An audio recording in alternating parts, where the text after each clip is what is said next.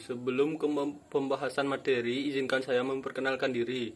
Perkenalkan, nama saya Imade Gede Dharma Asrasdana, nomor absen 15 dari kelas 12 PS4.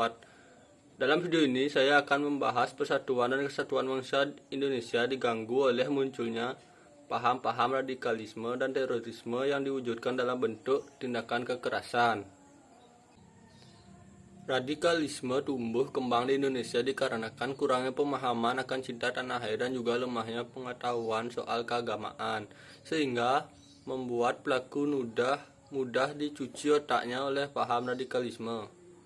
Itulah betapa pentingnya edukasi mengenai Pancasila dilakukan sejak dini dan bertahap, bahkan harus diajarkan sampai jenjang perguruan tinggi.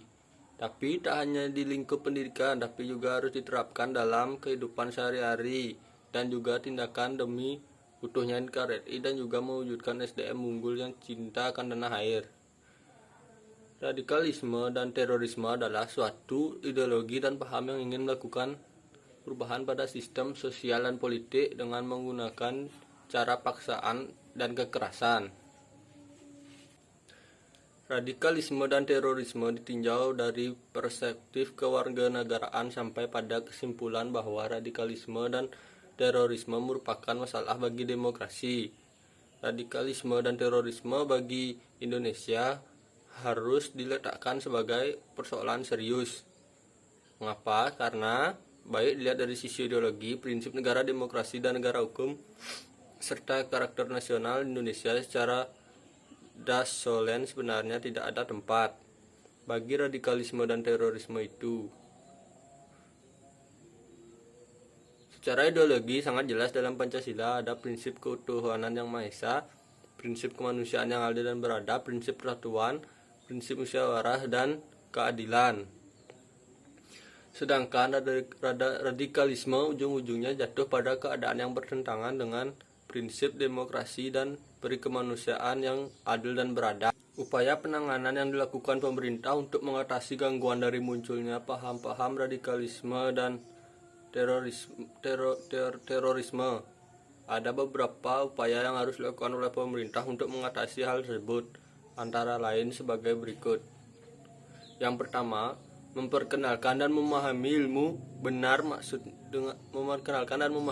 ilmu dengan benar maksudnya adalah tidak hanya memperkenalkan pengetahuan umum saja, namun juga berkaitan dengan ilmu tentang perilaku, sikap, dan keyakinan kepada Tuhan. Yang kedua, ilmu tersebut harus diperkenalkan secara baik dan benar, serta seimbang dalam menciptakan kerangka pikiran dalam diri. Ketiga, meminimalisir kesenjangan sosial. Kesenjangan sosial dapat menjadi pemicu terjadi paham radikalisme dan terorisme. Agar kedua hal ini tidak terjadi, maka kesenjangan sosial haruslah diminimalisir. Adapun untuk caranya yaitu pemerintah bisa merangkul rakyat secara adil, melakukan aksi nyata terhadap rakyat, dan mampu merangkul pihak media yang menjadi perantara rakyat. 3. Menjaga kesatuan dan persatuan. Yang keempat, menjaga kesatuan dan persatuan. Salah satu caranya bisa dengan memahami dan mempelajari secara benar mengenai nilai-nilai yang terkandung dalam Pancasila. Yang kelima, mensosialisasikan bahwa radikalisme dan terorisme berbahaya. Pemerintah harus mensosialisasikan bahwa radikalisme dan terorisme itu berbahaya.